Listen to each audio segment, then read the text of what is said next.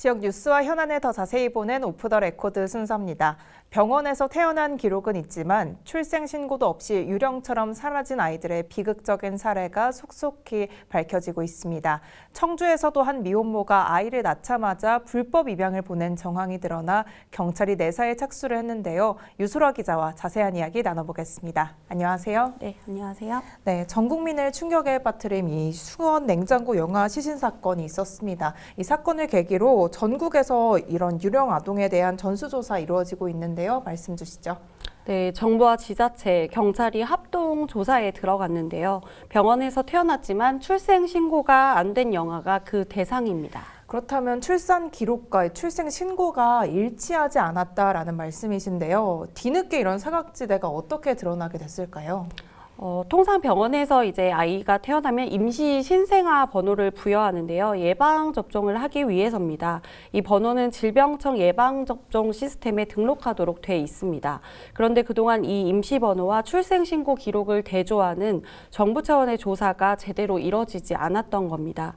그래서 감사원이 출산 기록은 있지만 출생 신고는 안 된 신생아들을 조사해 보니 2015년부터 지난해까지 이런 제도박 아이들이 무려 2,000명이 넘는 것으로 파악됐습니다.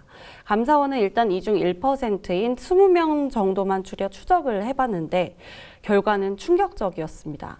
사라진 신생아 20여 명 가운데 수원에선 아이 2명이 생모에 의해 살해돼 냉장고에 보관이 돼 있었고 창원에선 아이 1명이 영양실조로 숨진 사실이 밝혀졌습니다. 또 1명의 아이는 생모가 유기를 한 사실이 드러났습니다.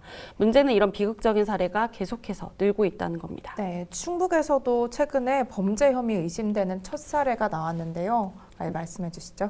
네, 그렇습니다. 감사원 조사 결과 전국에서 생사가 묘연한 이른바 유령아동은 2,236명, 충북만 해도 79명에 이르는데요. 정부는 오는 7일까지 지자체 전수조사를 주문했는데 청주에서 불법 입양 정황이 확인돼 충북 경찰이 내사에 착수했습니다. 그렇다면 지자체 전수조사 과정에서 확인이 된 걸까요? 네, 1차적으로 지자체, 그러니까 읍면동에서 대면 조사를 나가는데요. 이 과정에서 경찰 협조가 필요한 사안이나 의심 사례가 발견되는 경우 경찰에 이제 도움을 요청을 하는데 5일 기준 충북 경찰에 모두 12건이 의뢰된 상태입니다.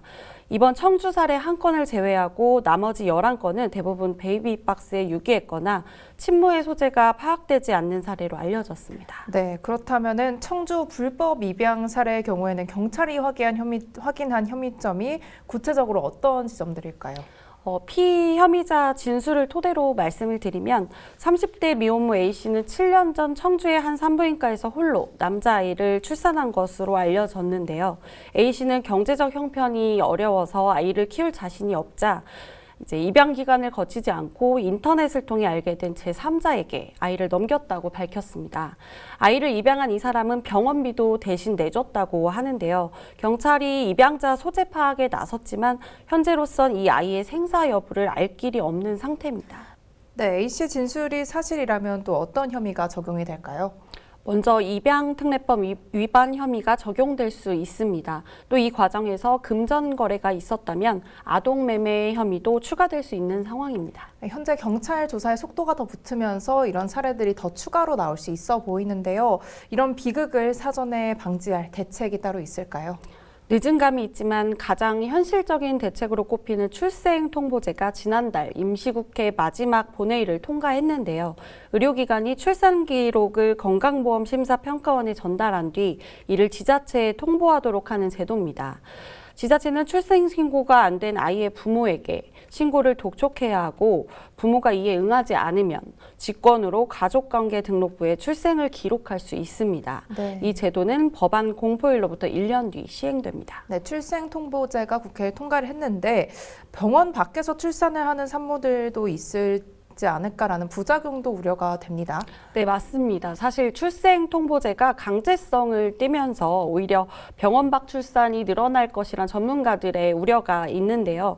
이를 보완하기 위한 제도로 산모가 익명으로 출산을 해도 정부가 아동의 출생 신고를 할 수 있도록 하는 보호 출산제가 있는데 양육 포기를 부추길 수 있다는 반대 여론이 있어서 아직 소관 상임위에 머물러 있는 상황입니다. 네, 오늘 유령 아동에 대해서 유소라 기자와 함께 이야기 나눠봤습니다. 말씀 고맙습니다.